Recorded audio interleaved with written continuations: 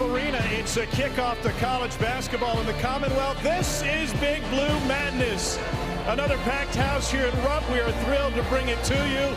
We'll see plenty of stars in the building tonight, and I've got a few right next to me and plenty in the stands, as you can see. Sean Farnham, Melissa Lang, our hosts, up there on the stage. But before that, Tom Hart, Carolyn Peck, Dane Bradshaw. What are y'all looking forward to tonight? Well, I'm going to tell you, the women's basketball team, they got 10 new players on their team, and Kyra Elsie is excited about them, wants to play fast, and she's got the depth. And then the men, well, they need some shooters, right?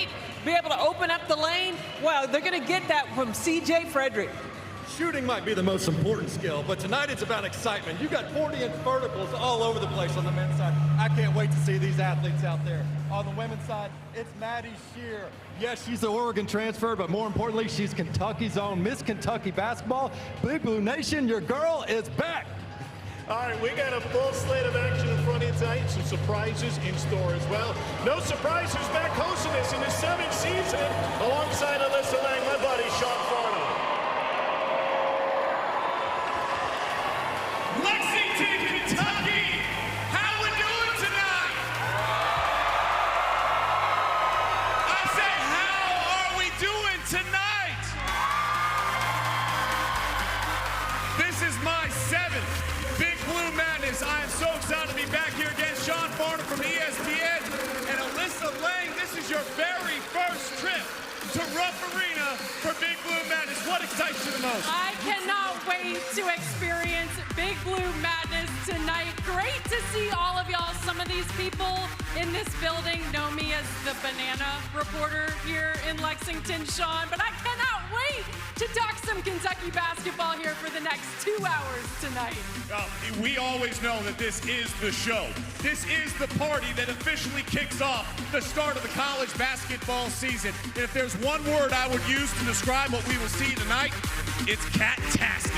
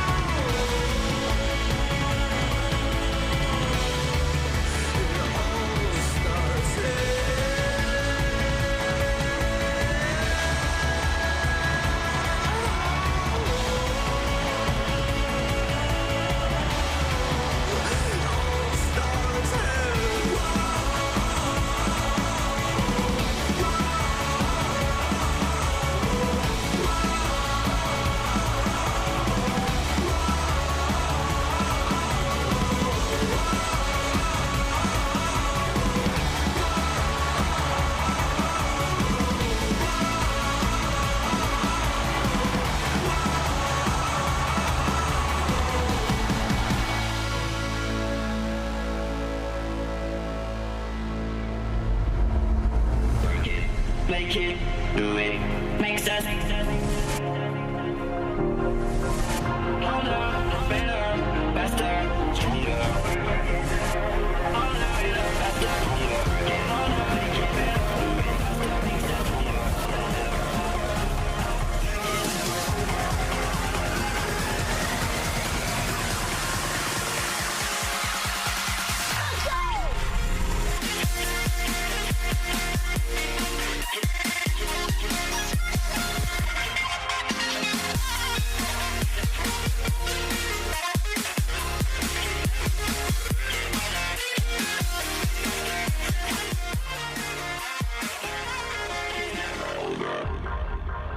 Big Blue Nation, it is madness! Are you ready for some basketball?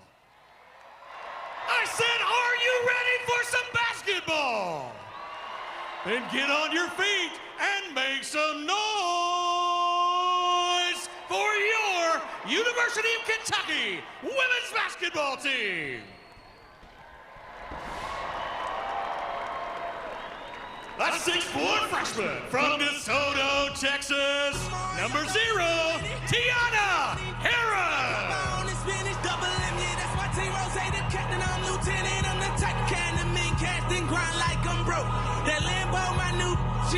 A 5'6" freshman from Florissant, Missouri, number 2, Sanaya Tyler.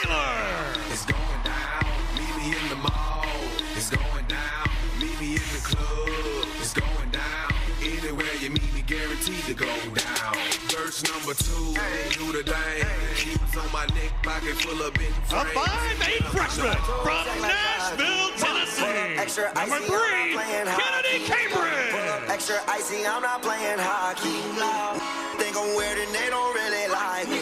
Cause I could your mom and auntie. Your girl's a 5, but your mom is a dime piece. And your auntie, her name is A 5'10" freshman from Lexington, Kentucky. Number 20, Amaya Jenkins. I'm fresh off the block. The hustler just returned. I D-bogey. Now they call me Big Worm. I'm the according to the streets. The town without gift will make Memphis bleed. A 5'6" freshman from Virgie, Kentucky. Number 23, Cassidy Rowe. Yeah, I like on with the good old southern drawl. I'm from Georgia and Tennessee. But there ain't nothing getting my motor. A 6'2" freshman from Lyndhurst, Ohio. Number 24, Zanaya Thomas. I got red shooters, I got blue. Let that thing down and point at you. Billy A 6'1" junior from Baltimore, Maryland. Number 4, Inaya Russell. Big Slick had the lobster. I'm the real deal, these other imposters. Pop the gold ballers, yeah, I took those sips. A 6'3" junior from Baltimore, Maryland. Number 13, Asia Penny. White savage life, white man, drops a million. You already know what it is, we still A 5'11" junior from Florence, Kentucky. Number 22, Maddie Shear. It's your birthday, and you know we don't give up. It's not your birthday. You'll find me in the club.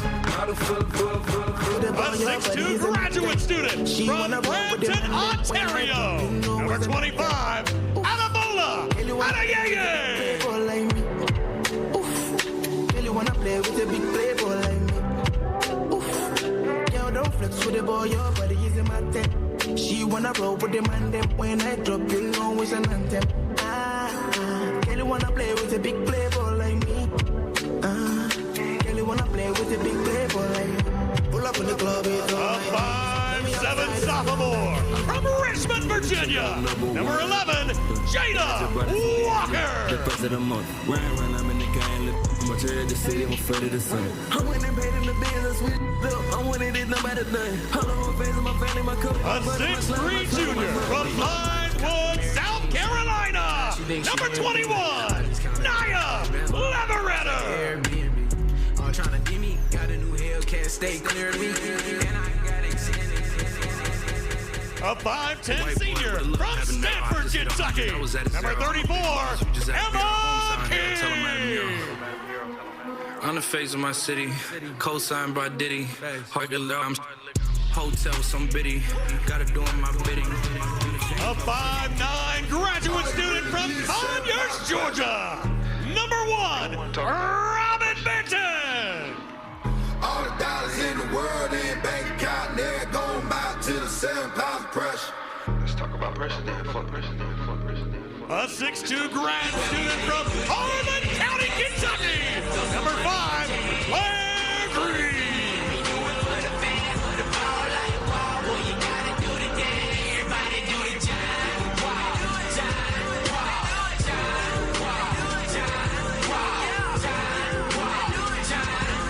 Your Wildcats are assisted by Associate Head Coach Nia Butts, Assistant Coaches Jen Hoover, and unable to be here this evening, Amber Smith.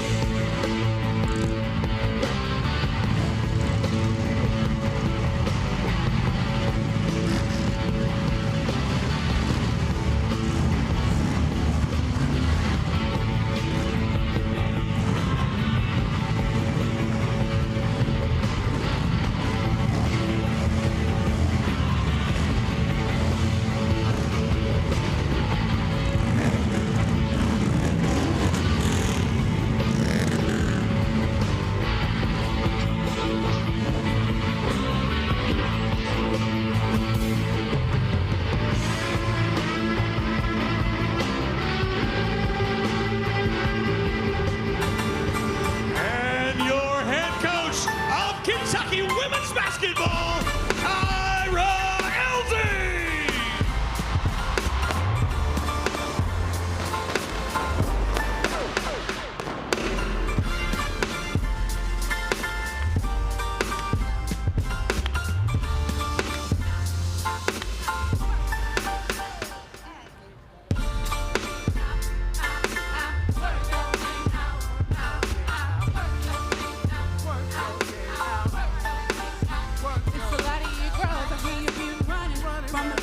Things that you can be becoming. You can look at my palm and see the sun coming. Read the book of my life and see you overcoming. Just because the length of your hair ain't long and you can recognize your queen skin tone, go and hold your head high cause you're a pretty woman. Get your runway stride on and keep it going. Go live your life. Yeah. Follow me, follow me, follow me, girl, be yourself. Oh, let them get mad.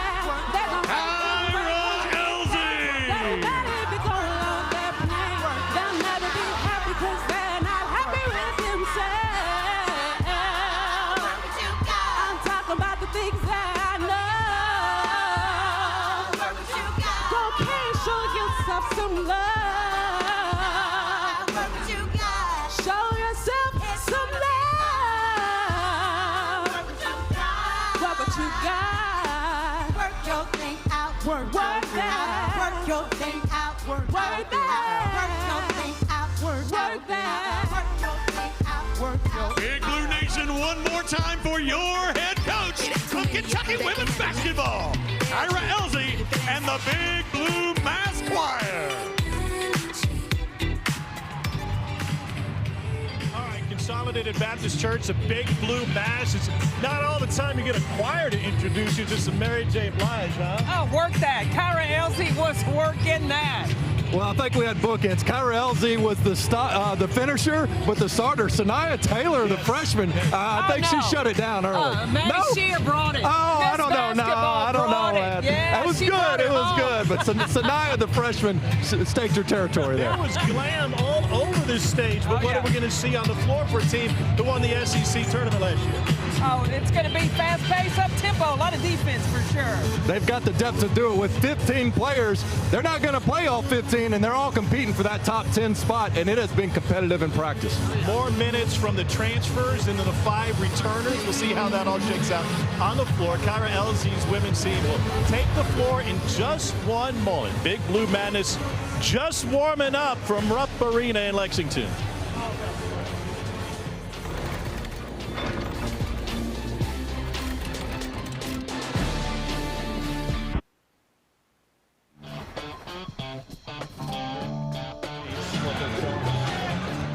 SEC tournament champions, what a run. 10 consecutive wins towards the tail end of the season, including that sweep through Nashville. So good that John Calipari lost his Rolex. Well, that was one piece of bling, and then more bling handed out earlier today. The championship rings handed out to the returning players from last year's squad. What a run. Back-to-back trips to the NCAA tournament for Kyra Elsie and his women's basketball team. They are on the floor now, getting loose. And I think Carolyn Peck has somebody that she wants to talk to.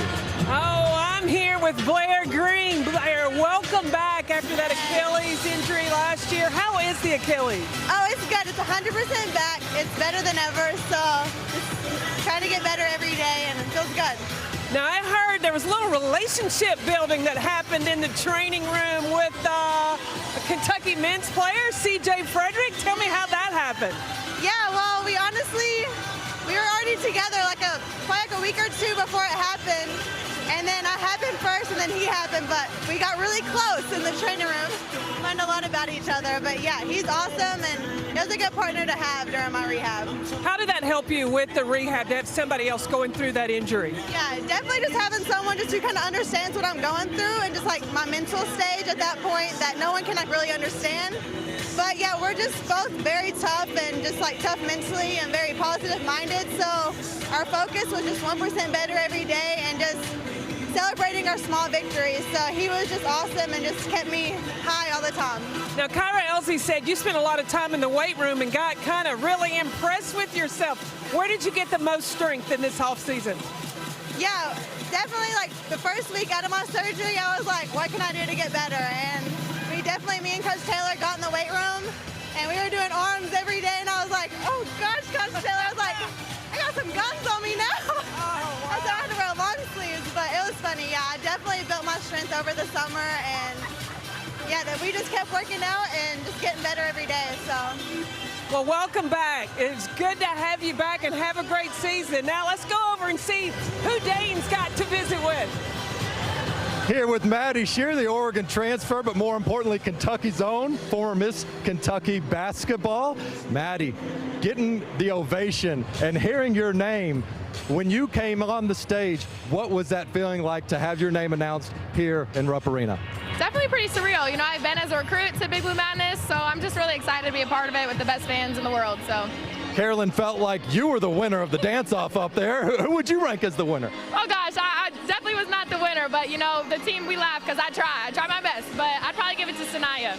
You're a very humble star, just like a lot of the people on this team, but how has this team been able to embrace what coaches talked about, built differently, where you guys are ultra competitors, but also ultra teammates? We really just have a good group of girls. Everybody really wants to get better. Everybody loves each other and has each other's back, you know, and that's the best quality you can ask for a team. Is just to run through the wall for each and every one of us, and that goes from the coaches all the way down to every player. So, last one for you. Who wins the three-point contest? If you say yourself, you have to talk in third person. Maddie. Love it. Maddie Shear, everybody. Good luck. Thanks, Maddie. All right. Time to start shooting for all of them. Let's get you down the floor. Our hosts, Alyssa Lang and Sean Farnham.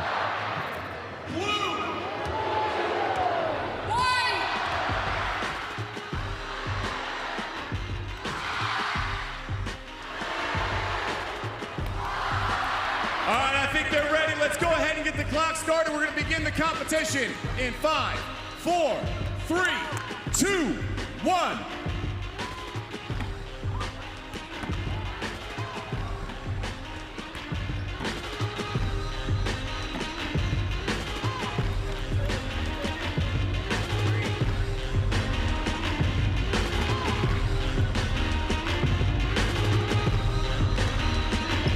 On to the second spot, so is Blue now.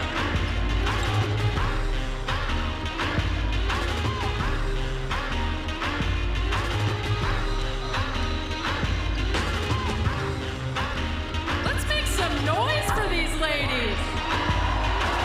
There it is, that's 5 over here. Both are at the top of the key.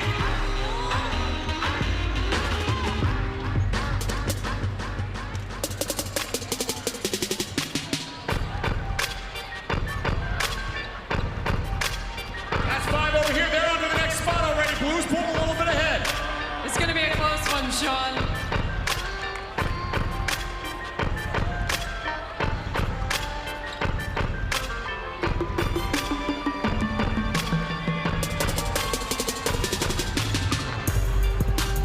Final spot, 1 down, 2 down, 3 down, 4 down, 5 down. Let's go, Blue, let me hear you. Come on. Let's hear it for the white team, too. Alyssa, don't worry about taking the loss on the first competition tonight. Plenty more competitions to come. No, my ladies are good. Do you know what that means, by the way? It's a t-shirt toss time. It's time for another t-shirt toss from UK Healthcare, the power of advanced medicine. Get on your feet.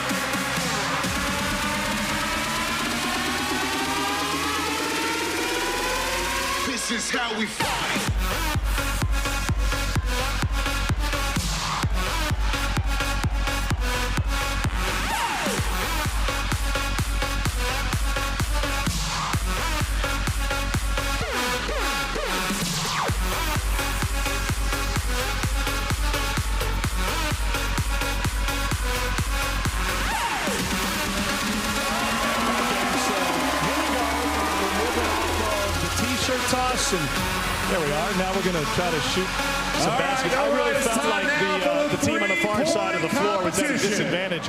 They hadn't turned up the lighting just yet. Okay, the lighting is full. The house lighting is on. Blair Green is back. Last year's team, the best three-point shooters, Ryan Howard. Who do you got in the three-point contest? I'm going to put my money on Blair Green. I think that Blair Green coming back, she's had plenty of time to work, and she's worked with C.J. Frederick, who's one heck of a three-point shooter. So I think they got a little couple action. What's the key to winning a three-point contest? I wouldn't know, but we could call somebody in. Can we get a phone interview? I don't know. I can tell you this. I think the money balls are key. Dynamite drop in. Let's get it to Sean Farner. He'll walk us through it. 1, go. That's a good start. Money ball. Got it.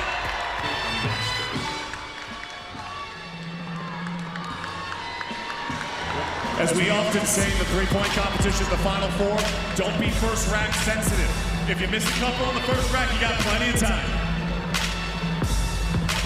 She looks cool, calm, collected as always.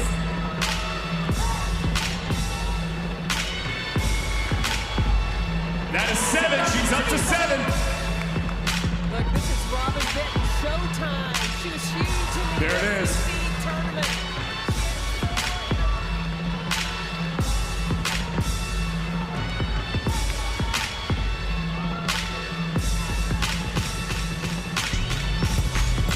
Three, 2, 1. We'll count it to go. She finishes with 10 points. 10 points on her round. All right, Sean, up next to try to beat Robin's score, we've got number 34, Emma King, stepping up to the line. A veteran of this competition on this evening. Here we go. Emma, are you ready? In 3, 2, 1, go for it.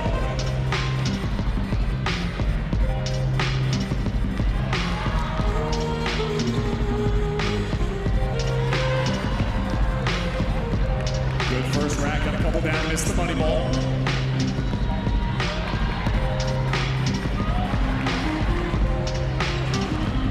All right, we saw what Robin did, 10 in the first round. Now it's up to Emma King. Well, it's got to be a little bit easier. You know what your number is, at least. You know what to shoot for. Well, Emma King really had a breakout season last year. The 2 previous seasons, she had heck of preseason workouts, shot the ball well, but when game time came, shot didn't fall. It was a different story last season, and she's coming in with a lot of confidence this year. She is a star, not just on the court, but off the court. When they talk about culture here at Kentucky, it's in academics too. This is a 3-year honor roll, academic honor roll. And so the product out of Stanford, Kentucky just needs to knock one down to take the lead. There it is. He got the buzzer. We'll see. Yeah, they're going to count that last one.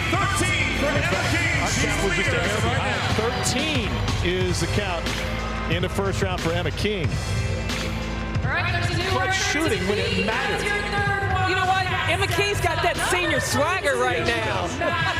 She was looking around with all the drama, what's going on. Everyone's getting interviewed. She's like, I've been through Big Blue Madness before. This is no biggie to me. Here's Maddie Shear out of Florence at Weill High School by way of Oregon. And she's going to be needing to look for her shot more than she ever has. Coach Elsie told me today, she said, hey, her first practice, she turned down a couple shots and said, hey, did you really move all the way home just to sit next to me? I don't think so. You go get yours, young girl. I watched Maddie Shear play travel ball when she was in high school, and that's one thing she could do. She could flat out light it up. Now, that wasn't her role at Oregon. She was more of a distributor. Right. She had shooters around her, but to come home and get the green light, look, that's the return trip you want. The fact that she can play point guard, though, I love 2 point guard lineups, and they can use her as primary or off guard when you talk about Jada Walker's experience as well, despite just being a sophomore. Maddie getting a few to roll home, and she's going to surge her way to the lead with a rack to go. Let's see. 8 seconds left. 5 seconds. One more for the lead. And she's got it. Bang, bang. Last one didn't count, but once again, that last rack has been the key for the last 2 shooters. That's where they get warmed up, when they get around to the other side. Here's where I got my money, right here. Blair Green. And Blair Green joined her in the final shot. We'll find out. She's ready to go. She's like, stop talking, let me shoot. Pride of Harlan County. She can flick that wrist, can't she? Oh, I mean, the old school wrist. stick your hand in the cookie jar. I mean, that is textbook right there. And the money ball.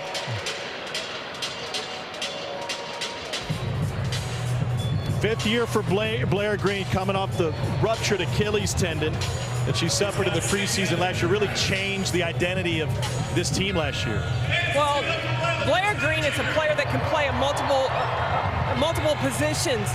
And when she came in as a freshman, she came in as a 3, and they had to beg her to play the 4. We're now in Kyra Elzey's system, moving a player that can shoot the ball like Blair Green to the 4. She's that trail post that can knock down the 3. That can go 4 out, 1 in. It really opens up the floor. Got some ground to make up now with 4 seconds left. How about you, Blair Green? 14. Oh, they counted it. That's good. You left her hanging. They're right at home with this. I mean, Coach talks about how they do pressure type drills, situation stuff all the time in practice. So these players have ice in their veins, but it's not going to be easy because there's clutch genes across this roster. All right, so Maddie Shear against Blair Green in the final. Give me your pick. What do you got? I'm still going with Blair Green. Gotta go with that veteran graduate student. She's had all season, off season to work on it. 22, here she goes. You guys are so biased. You each interviewed the pick. You're like, oh yeah, my pregame interview. That's my pick. And I used to have to say 23. She's 22 now. Now, you noticed that I got to pick who I was going to interview. Yeah. So, look, I already knew the direction I was going. It was interesting when I asked the SID today, Cammie, I said, was there a battle for her after switching numbers from her 23 down to 22? And she said, hey, look, Cassie Rowe's been committed to us since she was like 5 years old. She gets seniority when it comes to the number, so Cassie's sporting the 23. Cassie out of Virgin, Kentucky. She committed as a freshman. So, yeah, that's a long time to know where you're headed. Maddie's got to heat up here. Plenty of time left, but 2 racks to go. Well off the first round pace. This is where fatigue can be a little factor. More legs. Get it up. She's about to run this rack. Come on, girl. Bang. There we go. There we go. Told you she was running this rack. We need that one. All right. 4 out of 5. 12 might get it. That is 12. That is 12. That's the score. How you feeling about it? I'm feeling about as confident as my son making me put Carson Wentz in my fantasy football lineup last night. All right, you got 14 the first time. She just got 12. That's the score to beat. Blair, here we go. From the corner in 3, 2, 1, go.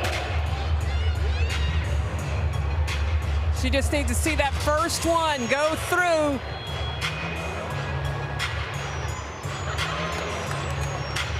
Now, she didn't finish in our first round. She left at least one, for sure, the money ball on the table, so she's going to have to get a little bit quicker release. There you go. Money ball right there.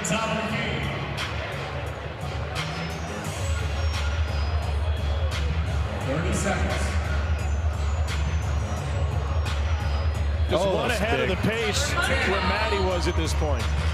Money ball is the most important. Come on, Blair. Yeah, she's going left. You got to keep that follow through. There you go. Oh, she left that one up there for you. She didn't need to finish the whole rack. Yes, she did. She could well have just done. dropped the mic, but she's going to finish up and see what she can come up with. A heel kick in the final shot. How about you?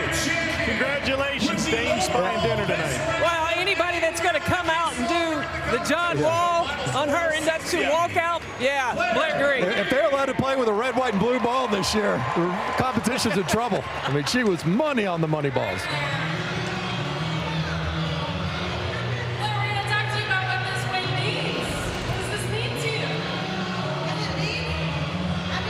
And this is the clutch one right there. Holds that follow through as she jogs to the final rack, and she doesn't need it.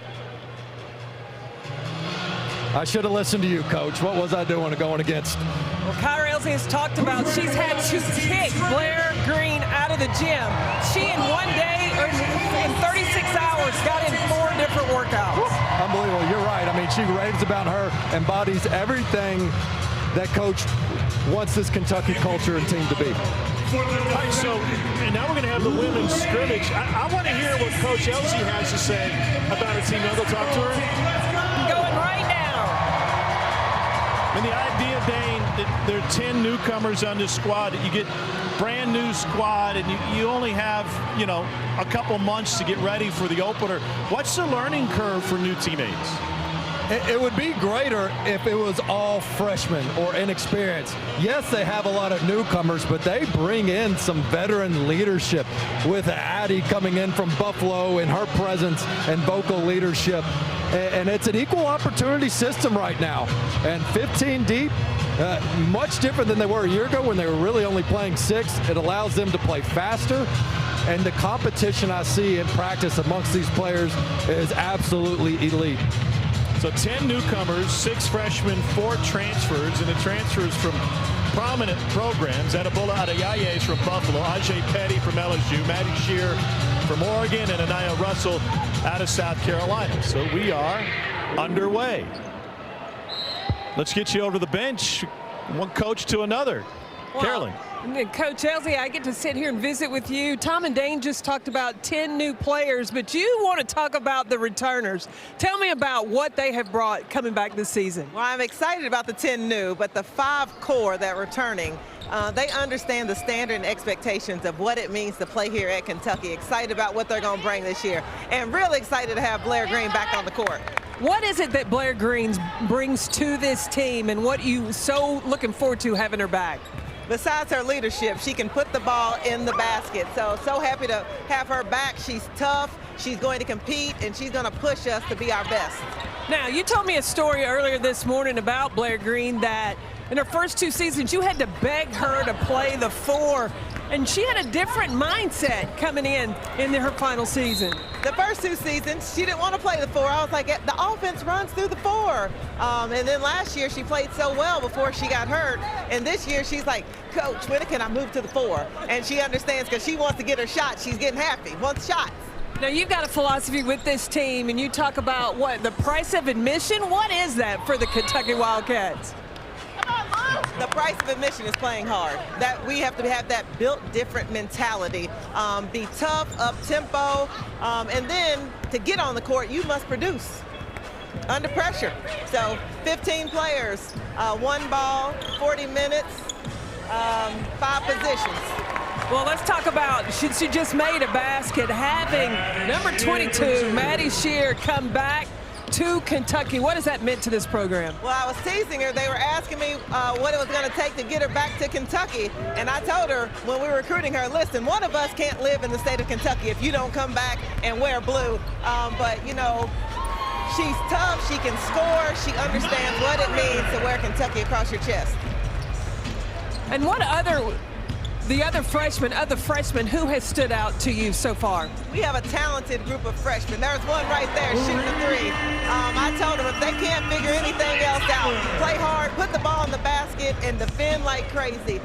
But Kennedy, Mimi, they both have really stood out in practice. But I'm excited about this group. They like to compete. Ooh, I like that big size inside. Dude, put the ball in the paint and score. Hey, Kyra, one last thing. You had only really 6 in your rotation last year. Now you have 15. You say you're going to play 10. When you have that many more players, how does that affect your style? Well, now we could probably get to the style that I want to play. Last year, we were really good in transition. We just couldn't sustain it because we didn't have the depth. And when we extended our defense, we were really good. We just couldn't sustain it. So with 15, I hope to rotate fresh bodies and really play the style that we want to play at Kentucky. Well, it looks like you've got the depth, got the talent, Coach Elsie. Good luck this season. Have a lot of fun. Thank you. That's the plan. Go Cats.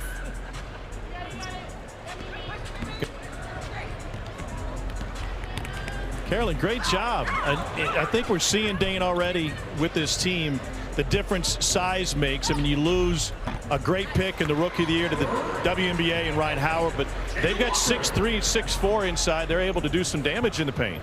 I think they'll have the ability to wear opponents down. I mean, you just bring a fresh body in and just bring that intensity and physicality. And to me, not only one of the great players and additions on this team, but the all-name team. I mean, Addy Yeye. That's going to be fun for Alyssa Lang and the crew on the SEC Now highlights. Carolyn, what do they miss when a player of Ryan Howard's caliber moves on, and how do you fill that hole? Well, I think that they're going to be able to change the way they play because everything went through Ryan Howard. And Kyra Elsie talks about how the balance of talent now. She said, look, I just got to get double figures from 3 or 4 players instead of relying on one player to carry the load. You know what that does? That makes practice competitive.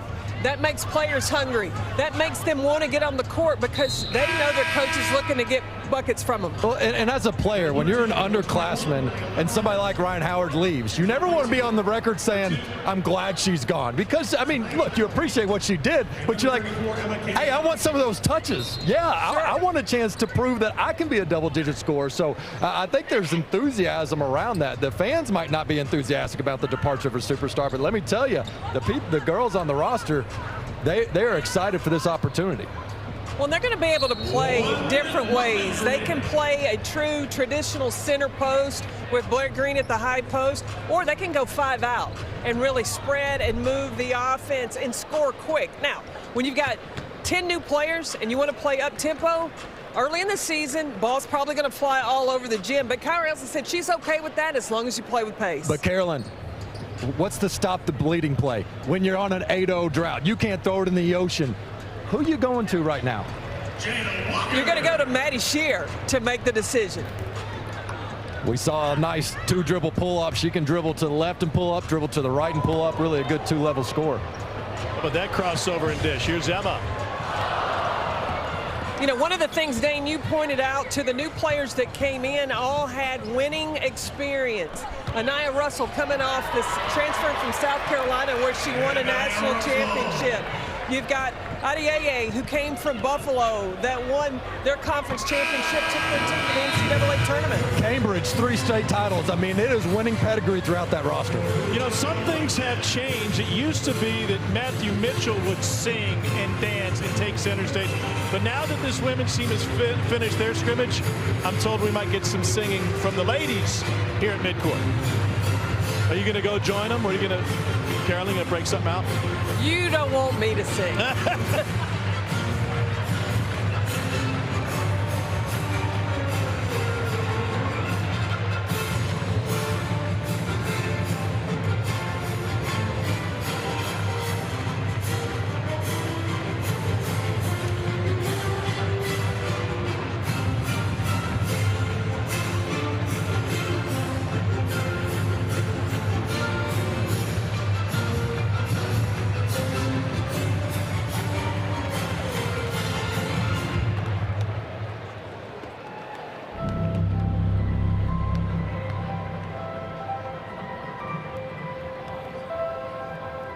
In 1972, Title IX was signed into law.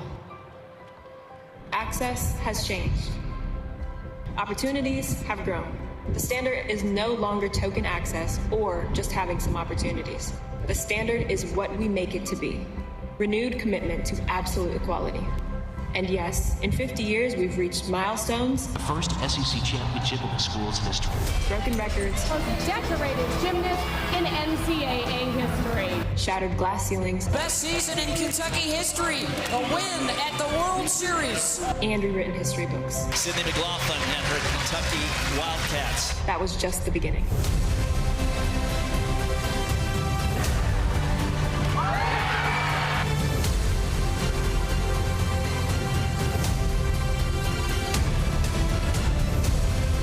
champion, Jensen Castle. Kentucky has won their first team title in history. It is Jasmine Camacho Quinn dominating.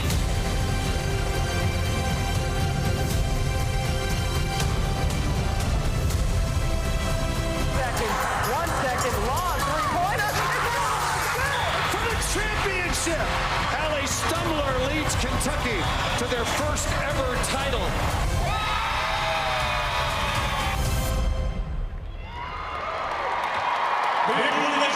This year marks the 50th anniversary of the adoption of Title IX and its impact on women's sports. In recognition of the anniversary, UK is hosting 50 of the top athletes of the last 50 years. Several of these Wildcats are here tonight. Over the years, our female athletes have been Olympic medalists, world champions, set world records, and won numerous NCAA and conference and team individual championships. Let's show our appreciation to these female athletes who have built the women's sports legacy at the University of Kentucky.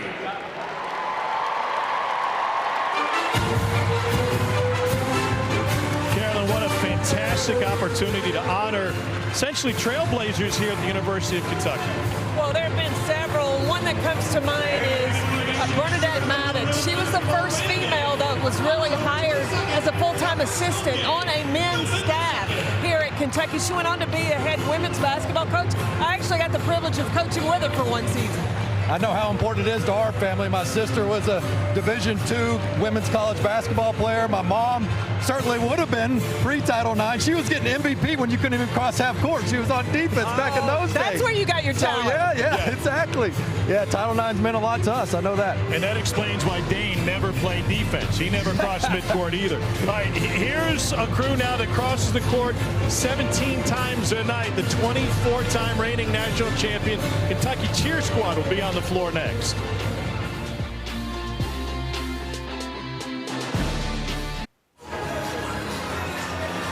Hey, Media Days are right around the corner here in the SEC Network. Tuesday for the women, Wednesday for the men. Noon Eastern, 11 a.m. Central starts both days from the Grand Bohemian Hotel in Birmingham. The SEC Now team will have each team's press conferences, interviews with coaches and players, team previews and breakdowns, and coverage continues during the Paul Feinbaum Show. You guys going to be a part of that this year? Did you get the invite? Courtney Lyle and I are hosting the women's show, Dane, so we'll get to go through the teams. Well, now you make it feel like if I'm missing class that day and not there, that I get a bad check mark. Now I have to be there, huh? I didn't get the invite. Got the e-bite. I guess we did. All right, I would rather watch all our wonderful talent that day. That's true. That's a great point. We're all available and invited to watch the 24-time national champions. The Kentucky Cheer Squad is always a treat, and they are ready to go here at Big Blue Madness. Here's Sean Farmer.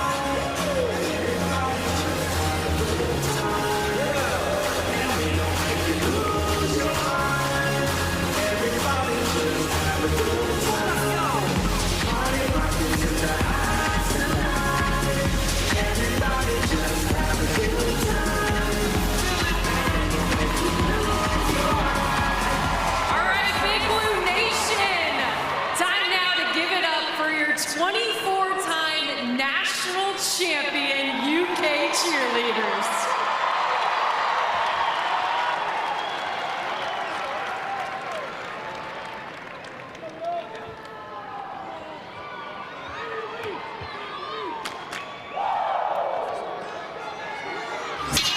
This is Kentucky.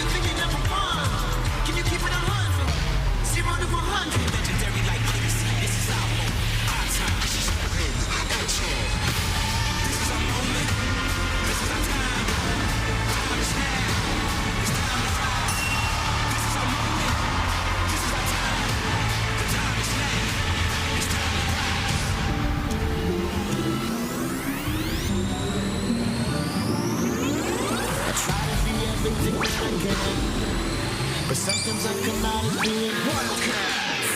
I don't wanna ruin this one. This type of love don't always come and go. I don't wanna ruin this one. This type of love don't always come and go. Come and go. Come and go. Kentucky Wildcats. I got a whole lot of money. Y'all it for me. Bottle keep popping that white up and jacket.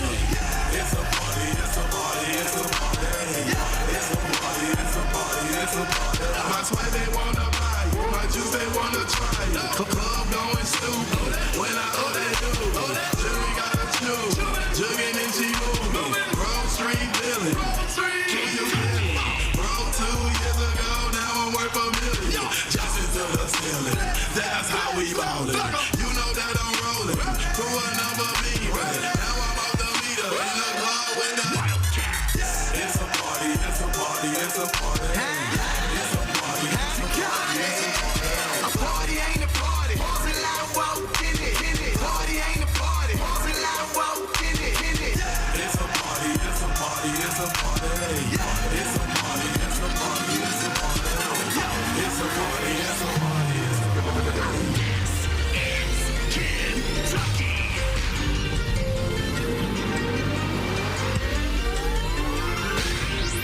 I'm good, yeah, I'm feeling alright. Baby, I'ma have the best night of my life. And wherever it takes me, I'm down for the ride. Baby, don't you know I'm good, yeah, I'm feeling alright. 'Cause I'm good, yeah, I'm feeling alright. Baby, I'ma have the best night of my life. And wherever it takes me, I'm down for the ride. Baby, don't you know I'm good, yeah, I'm feeling alright. Kentucky Wildcats. Don't you know I'm good, yeah, I'm feeling alright. Don't you know I'm good, yeah, I'm feeling alright. Welcome to the jungle. We got fun and games. We got everything you want. You know the names we honor. People that you find. Whatever you may need. If you got the money, honey, we got your disease in the jungle. Welcome to the jungle. Jungle. We are Wildcats.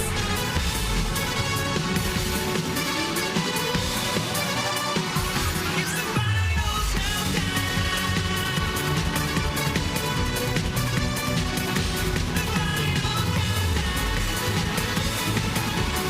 We are Kentucky Wildcats.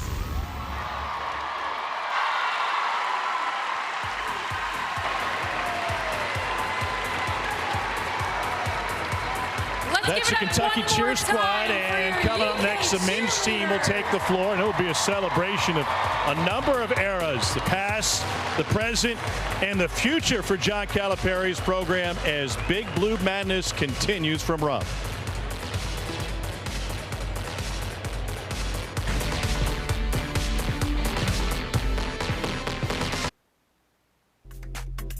Every weekend, we'll have them over here for Saturday and Sunday. We do 2 practices each day. They come over here. If we have film work, we'll do it. They eat, and then they sleep wherever they sleep. They're just not allowed on my bed. My bed is off limits. Every other bed they sleep in. And I want them to think this is their house. Cal can say mi casa is su casa. Big Blue Madness continues from Rupp. Tom Hart alongside Carolyn Peck and Dane Bradshaw. We learned, Dane, when we went to the Bahamas in August, that even though they may be someplace that looks chill, like hanging out in Cal's basement, they're still working. Oh, yeah. No, these guys will put the work in, and they got a lot to be excited about. You're returning the National Player of the Year in Oscar Tshiebwe, of course. Everybody knows that.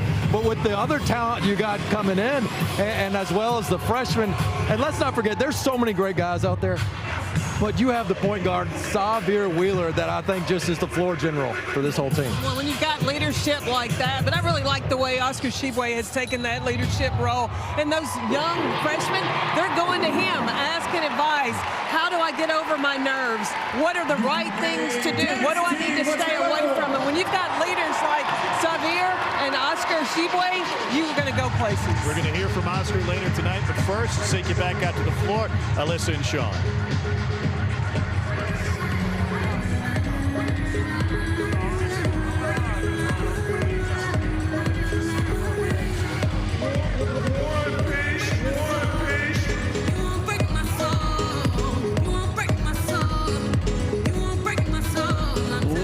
gentlemen, the tradition of those players that play for this program in the men's basketball side is amongst the greatest to ever play. Ever to compete anywhere. The numbers speak for themselves. There are more players from the University of Kentucky on opening day rosters in the NBA than any school in the country.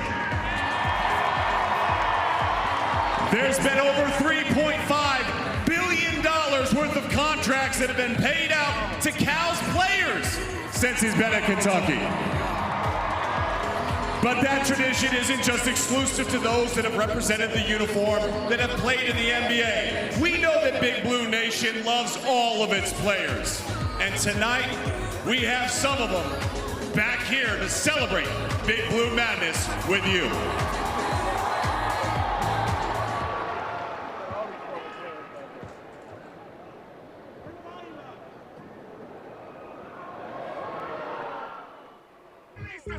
Release the dream, release the stress, release the love, forget the rest. I'm gonna down my head.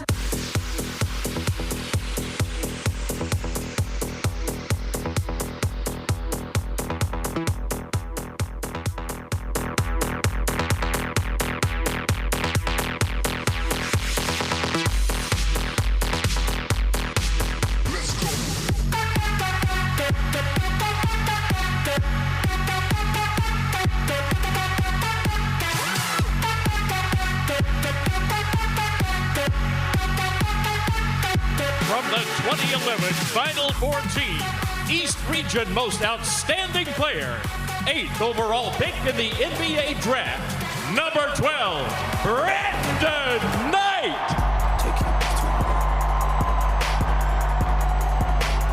We the best music.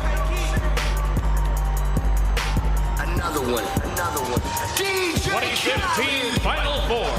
2016 SEC Player of the Year, First Team All-America and Bob Cousy Award winner, number 3, Tyler Ulis.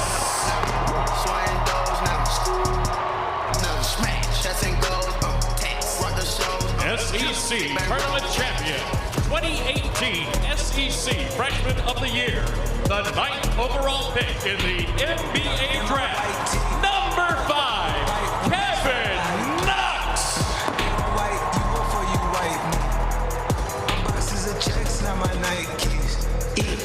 2018 SEC Tournament Champion, 2020 SEC Champion, First Team All-SEC, from the Charlotte Hornets, number 4, Nick Richards.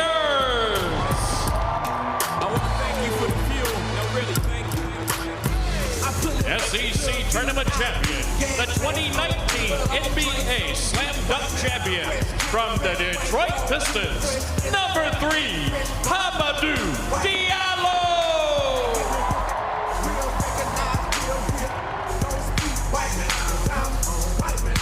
SEC Champion, SEC Tournament Champion, the 14th pick in the NBA Draft, 2020 NBA All-Star, Olympic gold medalist from the Miami Heat, number 3, Bam Adebayo. It's a touchdown, we home. Bitter to strong. Teamwork, dream work, nobody did it alone. We hungry, eat to the bone. Nobody can copy me. SEC Champion, All-America, All-Tournament Team, 2012 National Champion, and number 2 overall pick in the NBA Draft, number 14, Michael Gilchrist. Coach, we need a W in this game, so I think it's time to substitute. Them ain't really diamonds in your ear, somebody hustled you. Taking all your revenue, boy, you don't know what to do. We don't get no.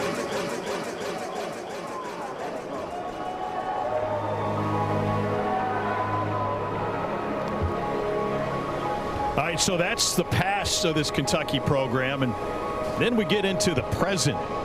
And eventually, on the night like tonight, to choose for recruiting. What is greatness?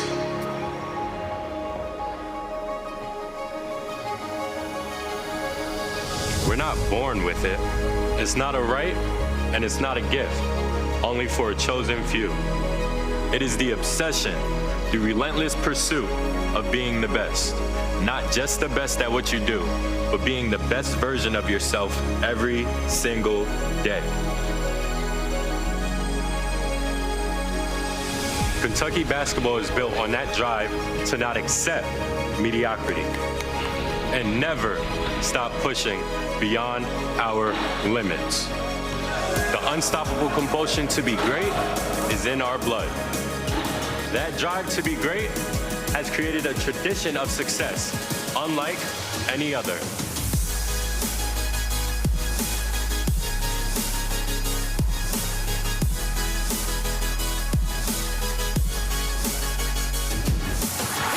More moments, more legends, more history than anywhere else. At the end of the day, greatness can't be achieved alone. It's built by learning how to be selfless, how to work as a team, and how to become a part of something bigger. And wherever we can make a difference in this community, we'll do everything in our power to do that. But we aren't the greatest because of what we do off the court. We aren't the greatest because of any one person. And we aren't the greatest because of any one moment.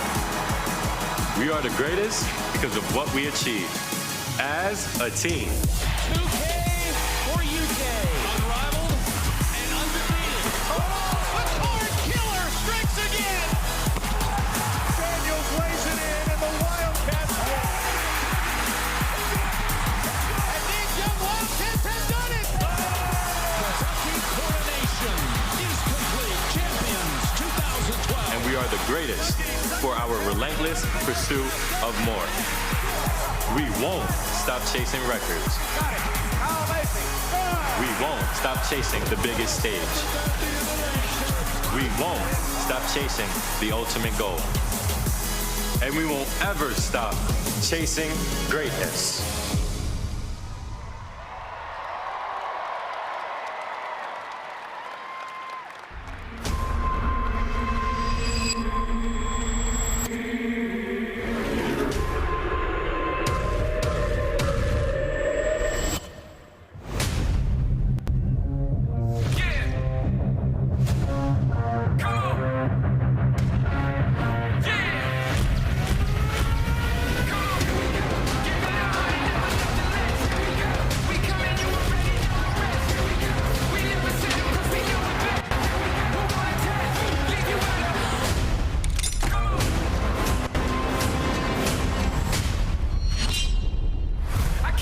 For greatness because I'm built from it.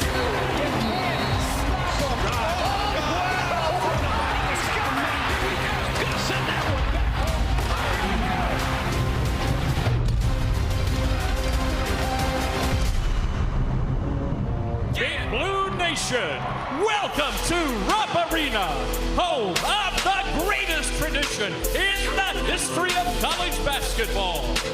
Let's meet your 2022 Kentucky men's basketball team.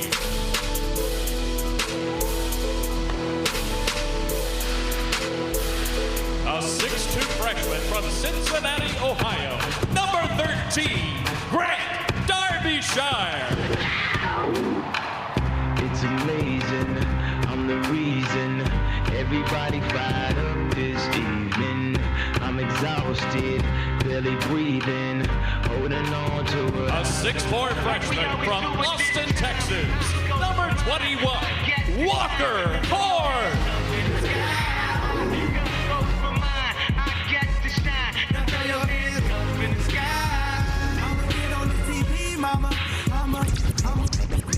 A 5'8" junior from Camden, New Jersey, number 25, Kareem Watkins. Smoke with me. Smoke with me.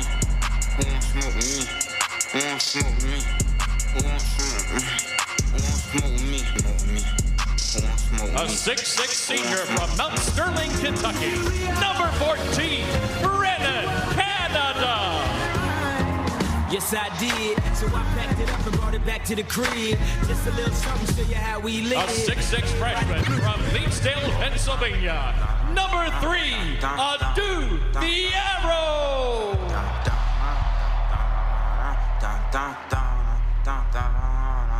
I'm a brick, baby boy, concrete, love. Yeah, I rap and all that, still a street, love. A 6'11" freshman from Owerri, Imo State, Nigeria. Number 33, Ugada Anyenso.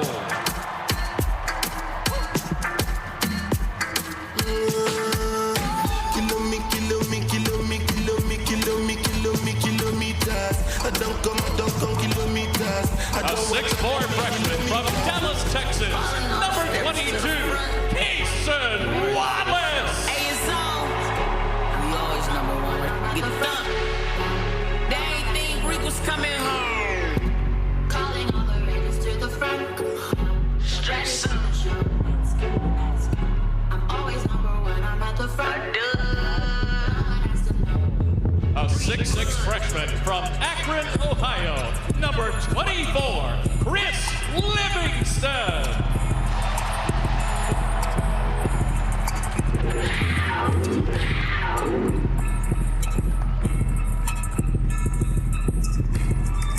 A 6'9" sophomore from Atlanta, Texas. Number 4, Damian Collins.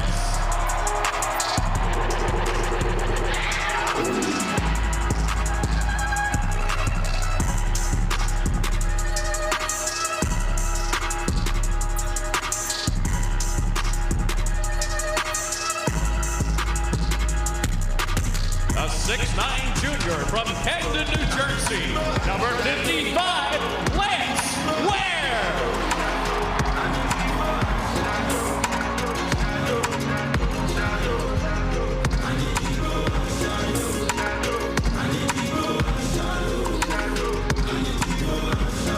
A 6'3" redshirt senior from Cincinnati, Ohio. Number 1, C.J. Frederick.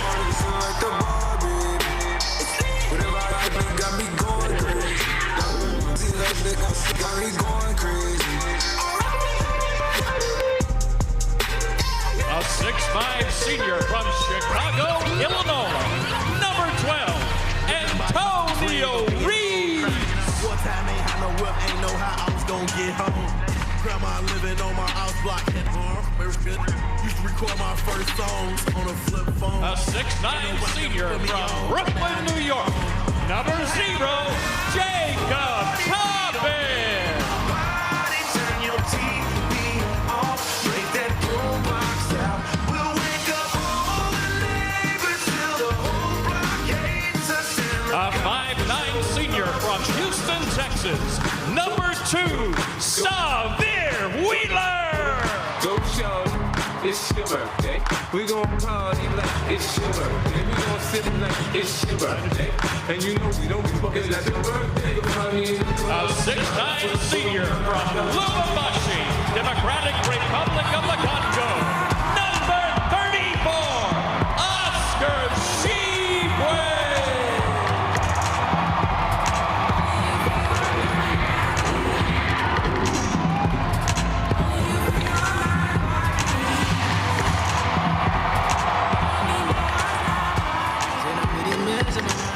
Thank you, thank you. I would love to introduce my coach, Coach Calipari.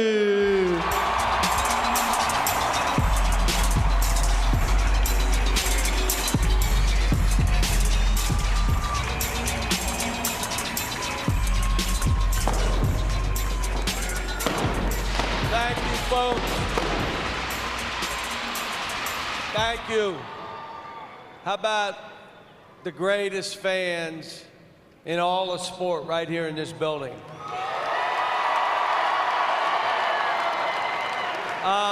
We have a bunch of players who performed here. Where are you guys? Some of our former guys, they're in town, they're having a weekend. Can you all stand up so we can give you a hand? Where are they? Stand up, guys, stand up. Where are you?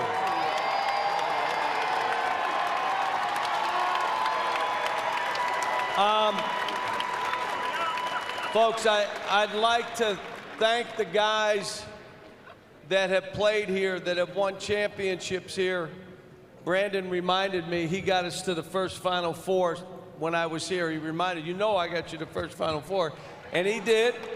Michael, the national title, but all these guys performed for all of us. And I'm appreciative of what they've done for this program, this state, for me and my family, and for the Big Blue Nation. We appreciate you guys. Thank you. And I'm really liking this team. So why don't we stop talking and let's go have some fun.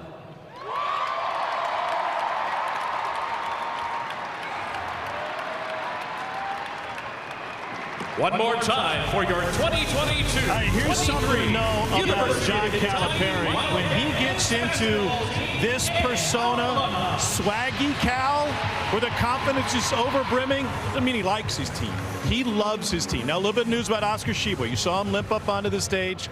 Cal told me today 2 to 3 weeks before he's able to go. That would cost him the exhibition games, but put him back before the season opener against Howard. He really is, Dane, not just returning National Player of the Year, but the heart and soul of this team. And he's the most likable superstar I can ever remember in college basketball. He's the greatest rebounder I've ever seen in college basketball. And you're right, he is the heart and soul of this team, and he's got his priorities straight. Forget the individual accolades. He wants number 9, the 9th national title for this Kentucky team. He's posted it in his room. He's got it on his phone. He's getting reminded 9 is the magic number. It's never just about the team on the floor. It's about the team to come with some big-time recruits in the building tonight. And the guys have already been here. We saw that with the NBA guys and a bunch of former players that are right on the court next to us. So here's what we got planned tonight. Guys are going to be on the floor in just a moment, and then we'll get a bit of a scrimmage, and we'll get to see some of the sharpshooters that we saw down in the Bahamas, including C.J. Frederick, who was held out of pro day with a minor ankle injury, but ankle issue, I should say. He should be good tonight. Well, Kentucky fans know three-point shooting can be the Achilles heel of some of these very talented but lack of perimeter threat type Kentucky teams. So C.J. Frederick, Antonio Reeves, those are 2 sharpshooters you got to have knocking them down. Antonio Reeves is a 3-point shooter that I'm putting my money on for the win. Guys is playing tonight. Good luck.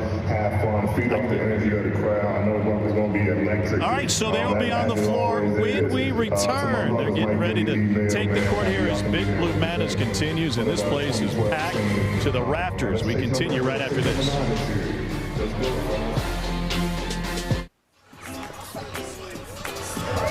Well, in early September, Oscar Tshiebwe made a surprise visit to a local 4th grade class. This is Veterans Park Elementary School. And, well, that guy can fill up a door frame, can he? The students read a book on immigration, and they wrote letters to Oscar after their teacher explained that he came to America from Congo. So a Q&A followed, and Oscar signed posters, passed out his signature headbands to each of the students.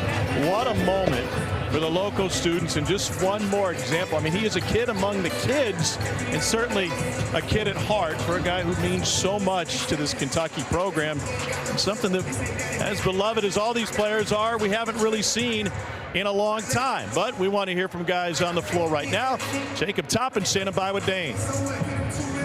Toppin here, who's the best athlete on the team. However, he's leaving us thinking if he's going to be in the dunk contest or not. But that aside, y'all's sights are set on a national title. What is it about this year's team that makes that a realistic expectation? The mentality. Everyone has a mentality to get better every day. We've been focused this whole summer, this whole offseason, in getting better and focusing on what we need to focus on to win number 9. And we're taking it day by day, and everyone's locked in.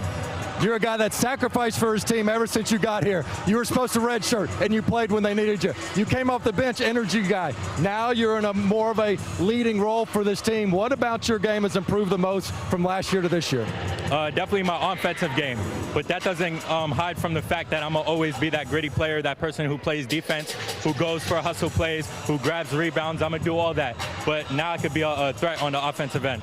If you're not in the dunk contest, who are you picking to win the dunk contest? Damian Collins. He's a pogo stick. Thanks a lot, Jacob. We're going to go to Carolyn Peck with the floor general, Xavier Wheeler. I am I'm here with Xavier Wheeler. This is two-time leading assister in the SEC. Now, and you're the most experienced player on this team in the SEC. How has your game grown? Just continue to find new ways to get better. I think that just starts with getting to know my teammates a lot more, watching film, seeing what they like, seeing their tendencies, and ultimately leading my team to wins and making a deep run in the tournament. Now, you've got so many options now. You got Oscar inside. You got shooters from the perimeter. Who's going to be your favorite target? All of them. The guy who makes the shot is my favorite. And we got a lot of guys who can do that, who can put the ball in the basket in a variety of ways, and that's a point guard's dream to have a team like this for sure. Now, you've got a new look so far this season. Cut the hair off. Why? And what can we look forward to? What are we going to see this season? Cut my hair. I had to go back to my Dominican roots, like my mom says. I think with my hair cut a little lower, I look more like my mom. So it's just showing love to her in an indirect way. Shout out to my parents. But for me, the season just for a lot of excitement, a lot of winning, a more efficient brand of basketball, and hopefully a national championship. Okay, you mentioned your mom and dad. Did they met at Rooker Park? They met at Rooker Park. That is a fact. I had no other choice but the hoop. So what do you think you got from them, your aspect of your game? Oh, my handle, my excitement, the way I pass, how flashy I am, just the level of joy I bring to the game, and hopefully the fans can see that when I play as well. We're looking forward to watching this season. Thank you so much. All right, Carolyn, thanks. Is Xavier one of just 2 point guards that we'll see for John Calipari's squad this season? Because Cason Wallace can play either with the ball in his hand or off the ball. It's great to know that they can play together, and it is great to know that Cason Wallace can fill in that spot if Xavier's not playing his best. But make no mistake about it, this team cannot win a national championship if Xavier is not at his best, and that means taking care of the basketball. That means being respected from the three-point line. Doesn't have to be a sharpshooter, but just has to be respected to open up the court. His speed and his IQ and court vision will take care of the rest. All right, here's a drill if you come to Kentucky basketball practice and you see every day. And, you know, good coaches hide the cardio. This is one way to hide the cardio. Listen, as long as I'll run all day if I have a basketball. Don't put me on a line to run some sprints. I hated that. Just give me a basketball.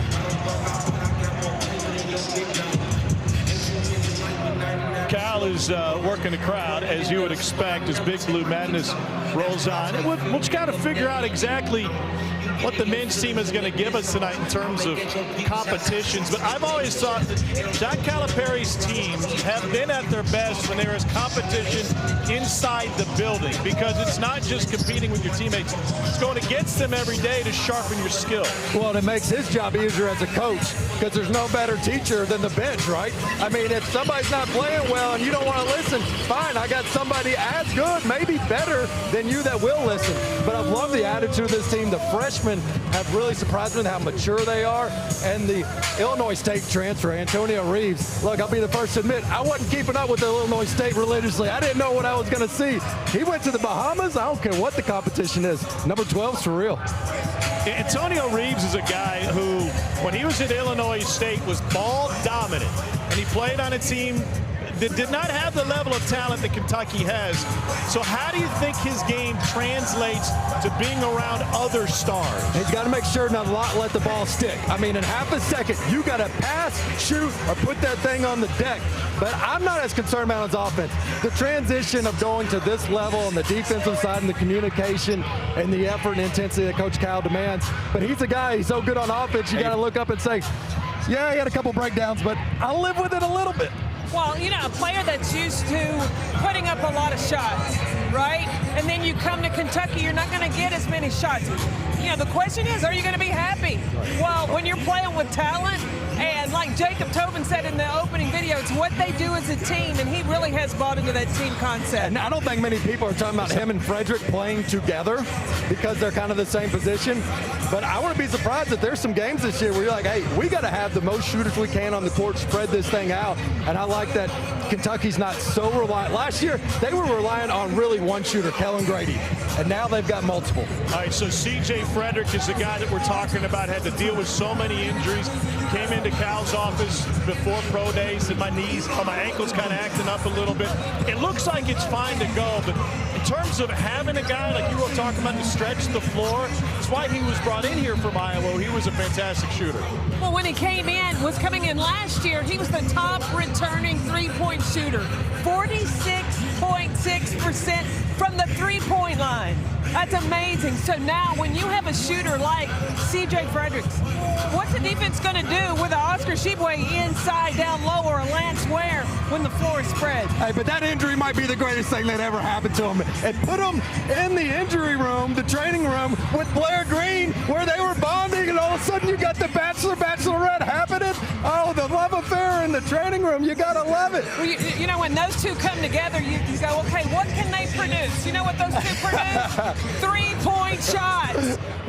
Blair Green for the women and C.J. Fredericks for the men. I really thought you were going somewhere else. All right, Damian Collins is a guy who's taking his game to the next level. We saw it this summer. To be able to expand the game and turn into a pull-up jump shooter, we're not necessarily talking threes, but how does that impact him as a threat if he can be a 15-foot jump shot guy? Oh, I mean, if he can make that jump shot, just that turnaround in that mid-range, it's unblockable. And it just gives him another out and be able to spread the court a little bit for Tshiebwe down low. If Collins is popping even 15 feet or out, the guy is an absolute pogo stick, incredible athlete, and such a great example of just staying patient. He wasn't getting used a lot last year, but a terrific athlete, and it's amazing to see his growth from one summer to where he is now. As a team, there's a lot of guys that are growing into new roles, and there's a guy we won't see tonight, Oscar Tshiebwe. We'll hear from him a little bit later. He will not play, but we know what you get out of Oscar. Oh, Oscar Tshiebwe, I keep asking the question, why is he not higher on people's draft lists? Because to me, he's like a Ben Wallace. He's going to go get every rebound. He's strong enough to defend just about anybody, and I love his energy level. So why is his draft value not higher? And his footwork is so amazing. He's a beast.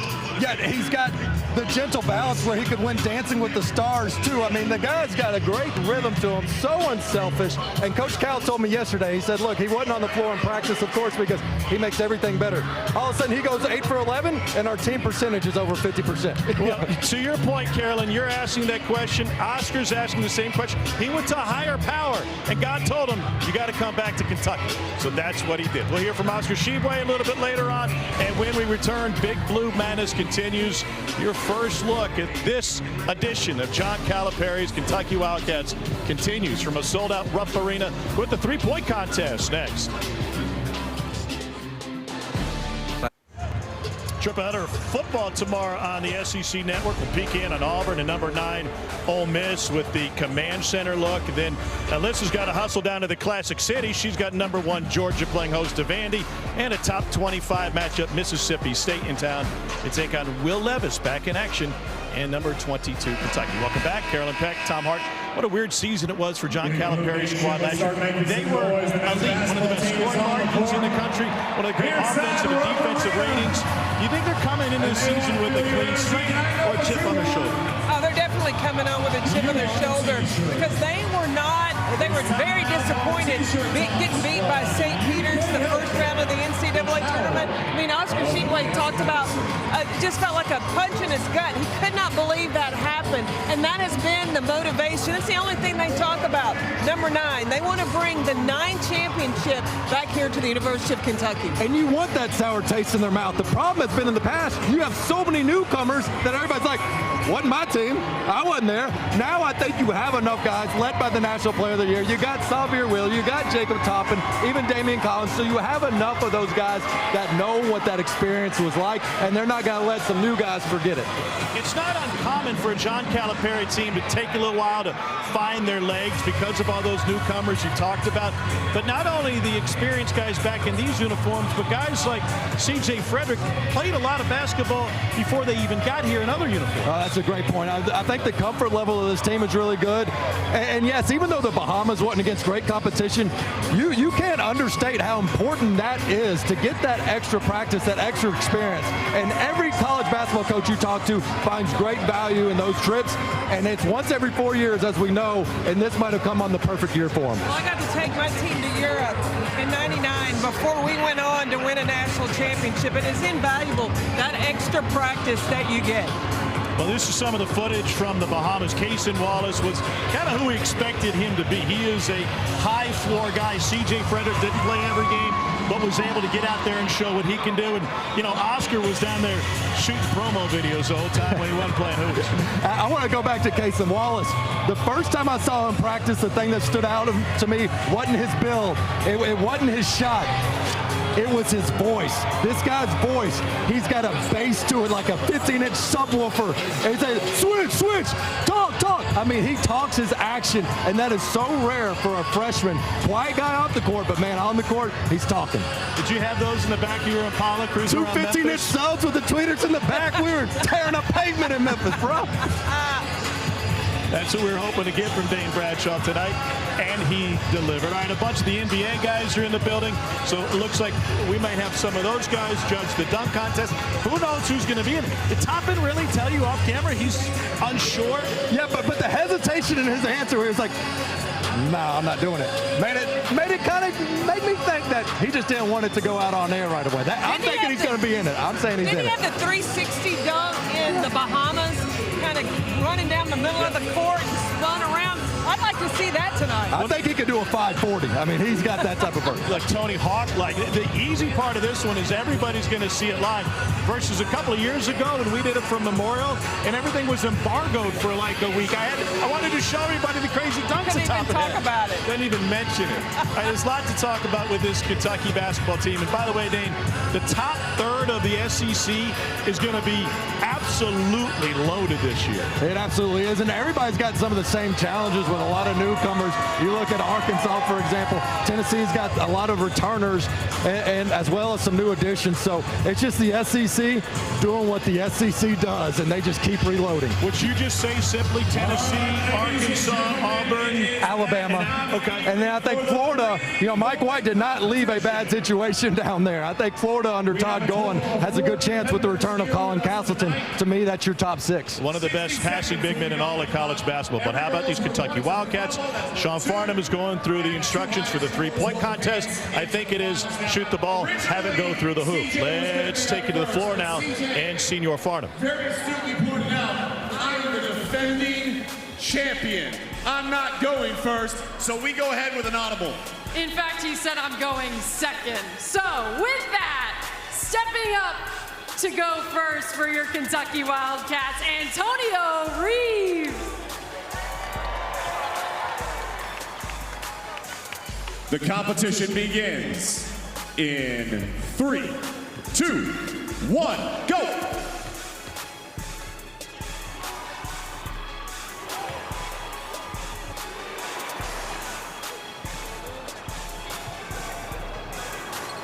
All right, Dane, Antonio Reeves was second in the Valley last year in scoring, fourth in single-season school history in points at Illinois State. He had 18 20-point games. Money ball. The role evolves a little bit now. He's at 5 at the top of the right. And when I watch film on him in Illinois State, I noticed he's really good off the bounce, and that concerned me a little bit because there was so much of just kind of rocking your guy to sleep. I thought that's not going to work here. They got to move the ball. But what impressed me so far in this preseason has been his catch and stick ability. Not that he can't do it off the bounce, but I think he can give you whatever you want. He's at 15. Like to watch three-point shooters, that left-right rhythm with the shoes, left-right. It goes into your shot, flick of the wrist, that's money. How about 19 to get the party started? 19, and he had time left on the clock. Antonio The bar has been set. He's not scared of the moment. I mean, this is his first time in front of 20,000 here at Rupp We'll see Arena. if our next contestant can match or beat it. As we said, your rating champion. Lance Ware looked like he might have bet on Reeves the way he was celebrating with him there. CJ Frederick, Sean, give him a countdown. CJ, you ready? 2 years at Iowa, Here we CJ go. Frederick shot 47% from 3. 1. Made 52 starts for the Hawkeyes. They played in some really big games in the Big Ten and in the postseason. And I know Kentucky fans are looking forward to seeing him on the floor and healthy.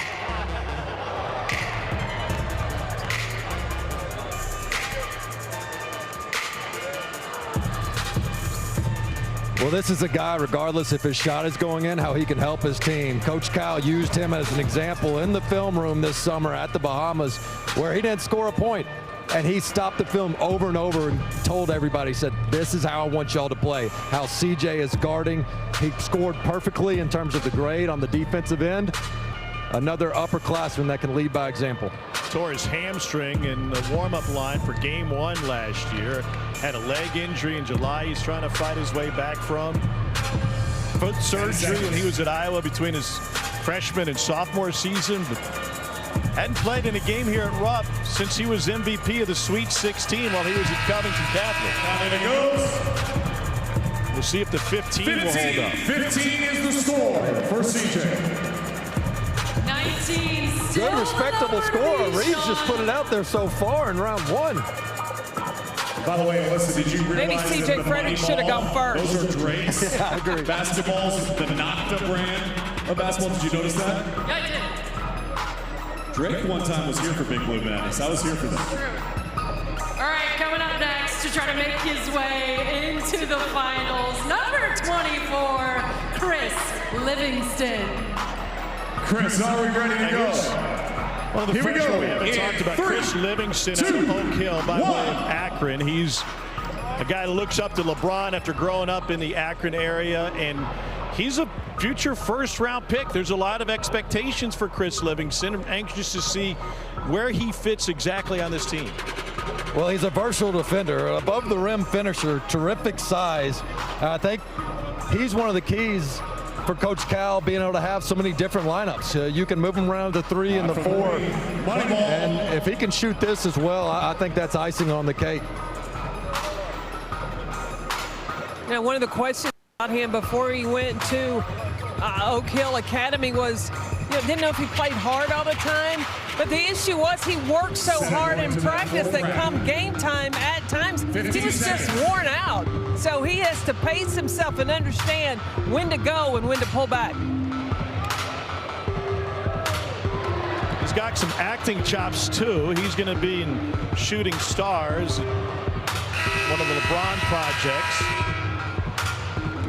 13 is the score. And Livingston will be eliminated. CJ still hanging in there. Antonio Reeves got off to a fantastic start.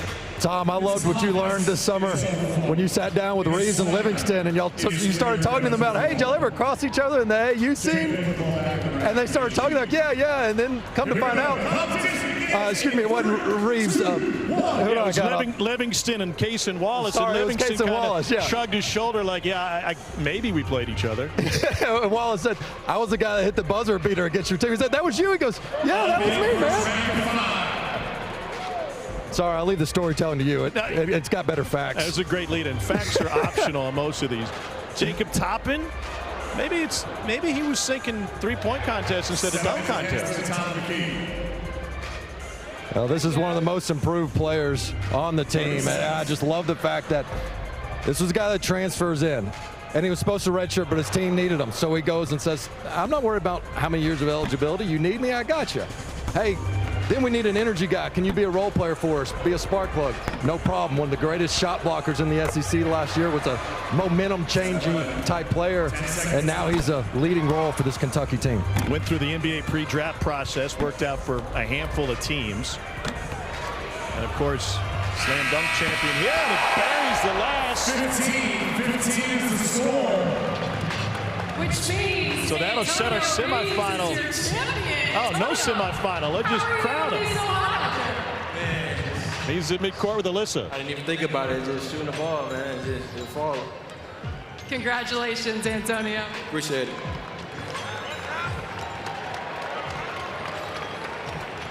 So Antonio Reeves able to knock it down, and he is your three-point champion. And we got about 20 minutes left in Big Blue Madness, and now we'll get to see some guys go. But go back to Reeves. Sorry, Tom. regardless what people think about the transfer situation and the immediate eligibility, you can't say anything but cool about this. An Illinois State guy that was a 3-star player out of high school, and now he's immediately on the court as a star for the Kentucky Wildcats overnight. Right, so Reeves is your 3-point champion, getting dapped up from Oscar. When we return, Big Blue Madness continues. Here's Antonio Reeves finishing his championship round on a tear, showing what he did with the Redbirds of Illinois State. Well, there's a big football game tomorrow in Knoxville. Not sure you heard, but Marty McGee and Nation will get you started. Starting at 9 a.m. Eastern, 8 Central, followed by a 2-hour SEC Nation that takes you right up to kickoff. Both are right here on the SEC Network and the ESPN app. Ready for some high flyers? Sean and Alyssa to get us started for the dunk contest. Ladies and gentlemen, who wants the dunk competition? Big Blue Nation, who wants to see some people fly? The dunk competition will be 2 dunks, but only 1 round. The contestants will have 30 seconds to complete their first dunk. It will be scored, the next competitor will come up, and then they will have their second dunk. The tabulation and final score of both dunks combined will determine the overall winner of this year's dunk competition. And we have some of your favorite Kentucky alumni here to judge this dunk contest. Give it up for Tyler Eulis, Brandon Knight, Nick Richards, Hami Diallo, and Kevin Knox. Hami, you recently won the NBA Slam Dunk competition, so before this begins, I just want to ask a question. What is the standard, what is the bar that you're looking to have set tonight by these competitors? Don't miss. It's very simple. You heard it from an NBA Slam Dunk champion. Don't miss your dunks. Alyssa, who do we have up first? All right, well, we have someone who initially said he wanted to go last, but then changed his mind in order to set the tone early. Give it up for Damian Collins. Pretty good first.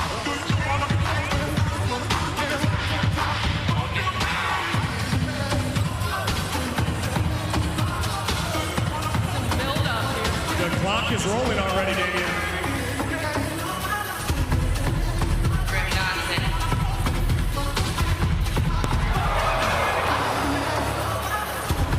10 seconds left.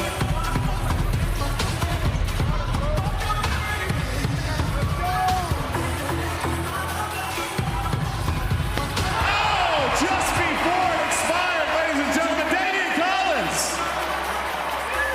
Looking at the judges' scores, we got a 9, we got an 8, we got an 8, we got an 8, and 10. Tyler, I'm going to ask you this question. If he would have made it on the first go-around, what would have been the score? All right, it's very simple. Got to make that dunk. Got to make that dunk to get the top scores. He got a 43 tabulated on that dunk, a 43 in round number 1. A reminder that it is 2 rounds.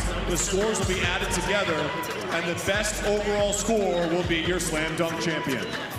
Coming up next, we have Chris Livingston looking to do better than what we just saw. What do you have for us, Chris?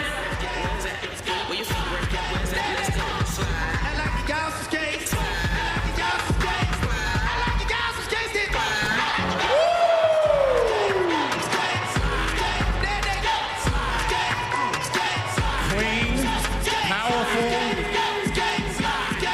and a little bit of flair to that. Didn't miss. Tossed it out. What was impressive was he tossed it out to the side. Let's take a look at the score. We got an 8. Tommy went with the 8. We get a 10 from Tyler, a 9, an 8, and a 9. That is a 44. It made me it didn't make me necessarily Tyler's jump out of my generous seat. with the 10s. I think 8's an appropriate. He's a point guard. He likes to distribute. More impressed with the first one. That one didn't have the wow factor. You got to jump over people. Are you ready for our final dunk Can we get contest? Kara to bring the motorcycle back out? Let's get him to jump over the motorcycle. Oh, now there you go. I think Calipari would want you to take out an insurance policy. You bring some motorcycles out here. Here's a do with the arrow.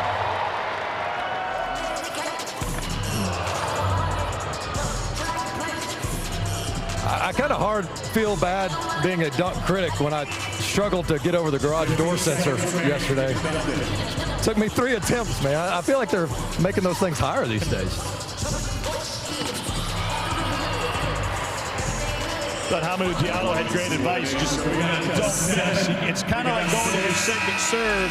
If you miss the first one. We got a 6, and we have a 6. Ouch. I don't know if you saw the scoring, but plenty of 6s. Oh, I told you there was a chance. I see Toppin. He does not trust me in the media. He lied to me. All right, you heard it. It's very simple. Big Blue knows what Huggy said. He wants the apple and spice. Big Blue Nation, he wants to check the top of the line. 30 seconds off the line. Let's go.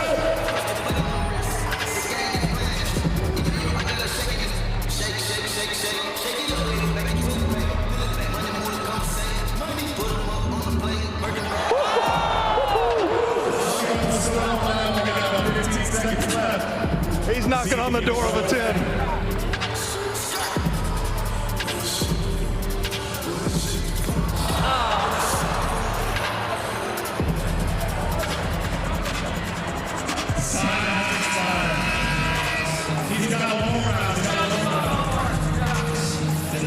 Jacob Toppin has a 42.5, but this is the guy everybody wants to see. Kareem Watkins at 5'8". And Kareem Watkins can absolutely fly.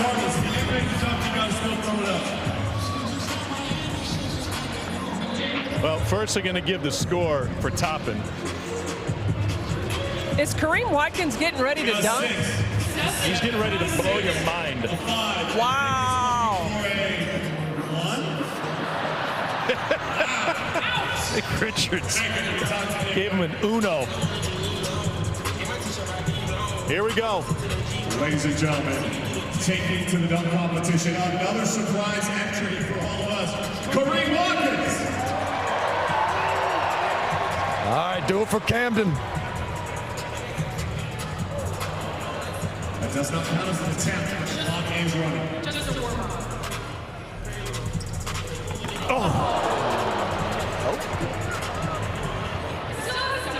15 seconds. 15 seconds.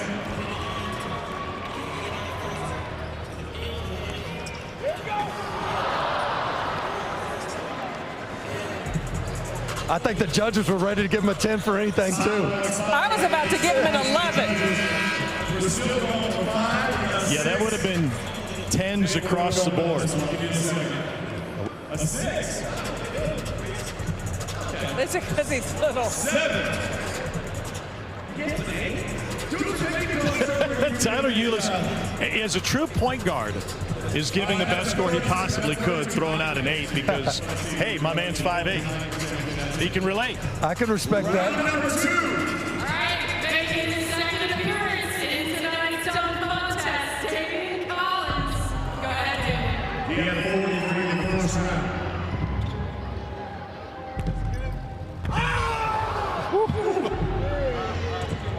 If you watch the He better be careful. He could get a concussion if he doesn't keep his head away from the rim.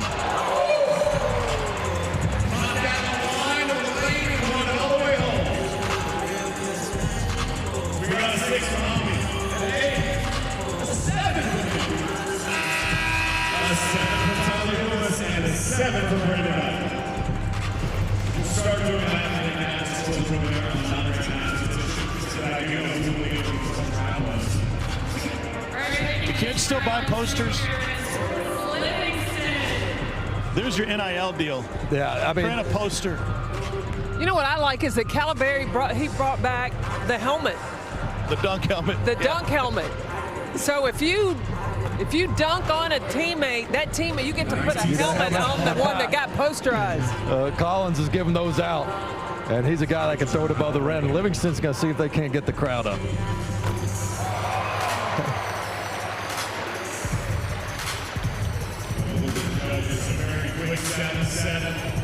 Seven, 6. This is tough, right? We have a tie at the top of the board at 78 apiece right now. Continuing in his second round. A 2. Go ahead.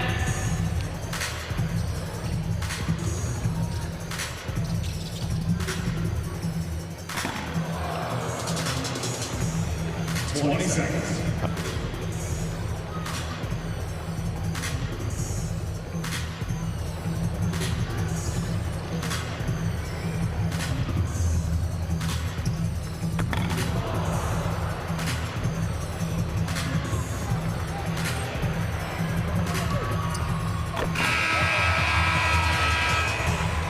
That's not on the horn. Let's see what the judges go up here. We got a 7, a 6, a 1.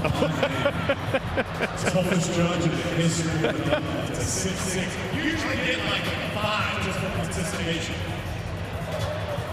Well, when they say they're a Kentucky family, they treat each other like family. They just dog each other.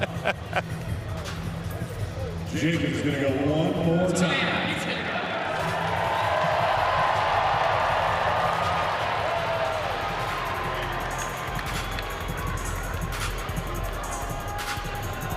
And he's mic'd up. Got the battery pack.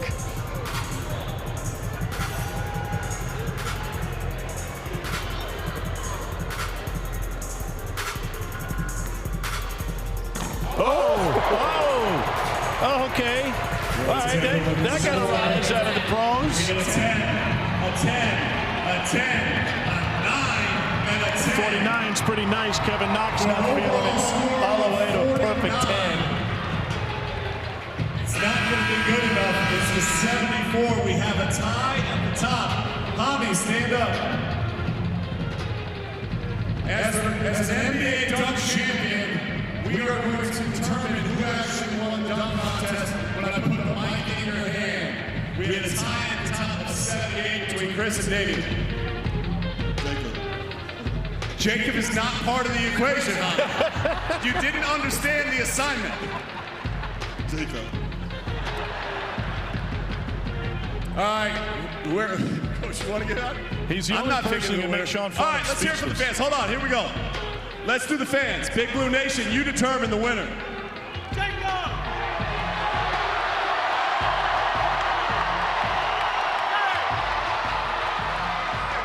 All right, how about for Chris? How about for Damian? What about for Jacob? Ladies and gentlemen, for the first time, Jacob, get over here. For the first time in dunk history, a person who did not have the highest score actually won the dunk contest. What does this mean to make history here at Big Blue Madness? My name is Jacob Toppin, and I just made history. You're slam dunk champion, ladies and gentlemen.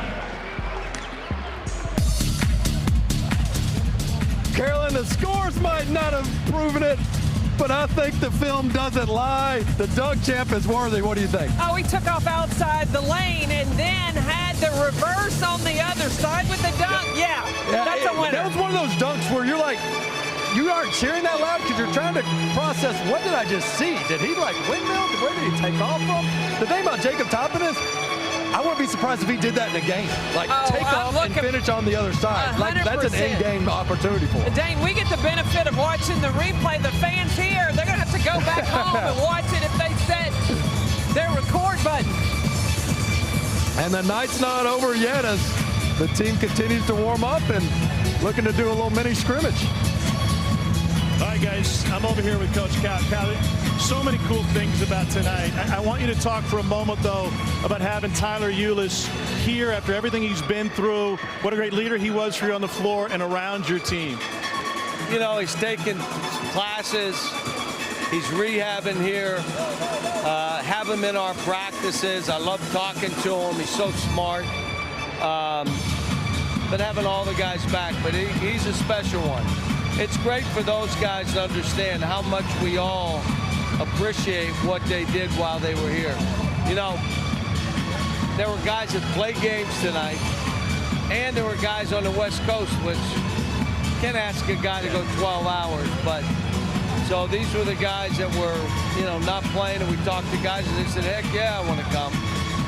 So Brandon, having him, I hadn't seen Brandon in a minute, but good guys, so appreciative of what they've done for all of us. I was saying earlier tonight that this celebration each year, especially get the NBA guys back, it's past, present, and future, because obviously it's a big recruiting night for you too. But what's the interaction like with the NBA guys and the current players for your team, and how do they look at those guys now? I think they're a little bit, they're watching them on TV. Most of them have not met those guys.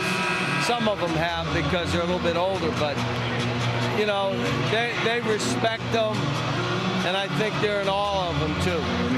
You usually have a team that's very young, and sometimes with a tough schedule early in the season, it takes you a little while to find your legs, and that's okay because the goal is at the end of the season. Oscar, CJ, the young freshmen that you have here, this mix of veterans with some young guys, does that change your early season expectations at all? We have a really hard schedule. Everybody we're playing is capable of beating us. So I want us to just compete against ourselves. How good can we be? Now, you throw in the injury, we fall back a couple weeks because of Oscar stuff. But it also gives guys a chance to step up, gives Ugana a chance to play. He said, I'm kind of happy Oscar's out. I don't have to get beat up by the dude.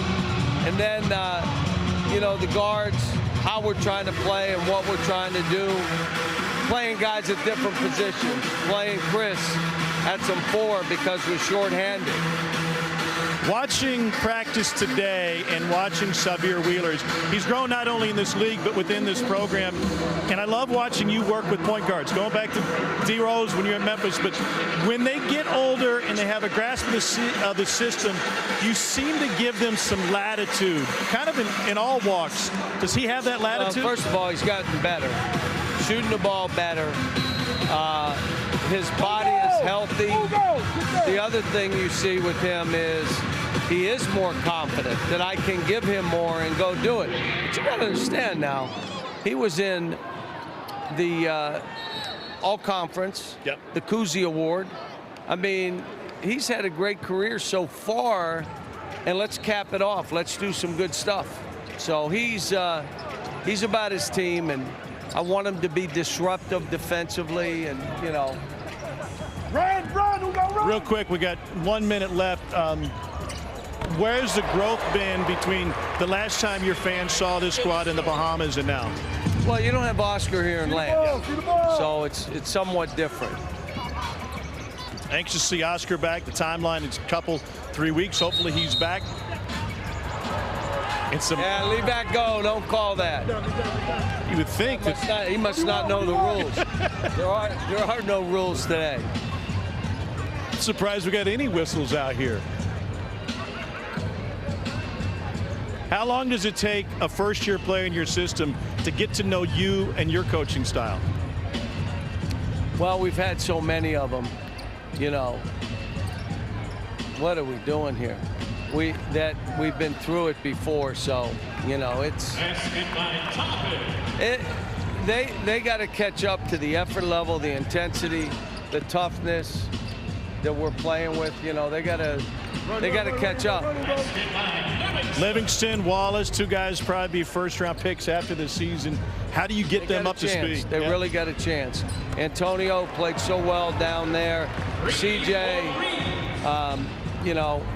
he's right now in the best shape he's been in. Now we got our 5-man shooting threes. It's nice. Hey, before I let you go, how do you work with Oscar? I know he's frustrated. He had a great pro day, but do you have to lift his spirits, or is he a spirit lifter? He's pretty good. He's pretty good. He's like, he doesn't have to. You don't have to pick him up. Yep. Like, he's got a smile on his face. What I'm going to have to do is make sure I hold him back if he's not ready. Can't wait to see what he's like, and you guys are ready to go on the 7th. Cal, thanks for tonight. That was a lot of fun. Thanks, Thomas. Let's get you back to the other side of the floor. Carolyn and Dane. Thanks, Tom. Great insight as always. A couple missed dunks here. You know, one person we hadn't talked about is 33 and white on Yinso. Reclassified, was not on the Bahamas trip. Got it, missed a bunny, but also showed his wingspan, which is pretty sensational, just like that with Livingston. But what an education on Yinso's getting able to play a season against Oscar Shibwe. All right, so tonight, you know, everything got running just a hair late, which is kind of what happens in these things. So we're not sure how much longer they're going to be able to go, but we're just about done here in-house, which is another reminder, you know, camp out, get your tickets if you want to see everything. But a much different team when Oscar Shibwe is on the floor. How does he impact the guys around him? Oh, well, he's the ultimate leader. He makes everything easier for him. You know you're going to win the rebound battle. You know you're going to win the paint, and you know you can build around him, and he's an unselfish player. He's not just a black hole when he gets the ball down there. But and as a shooter, how much confidence does that give you? Because if you miss, the team's going to probably still shoot close to 50%. The expectations around this program are different than most. You've won a national championship. What's it like to climb that mountain?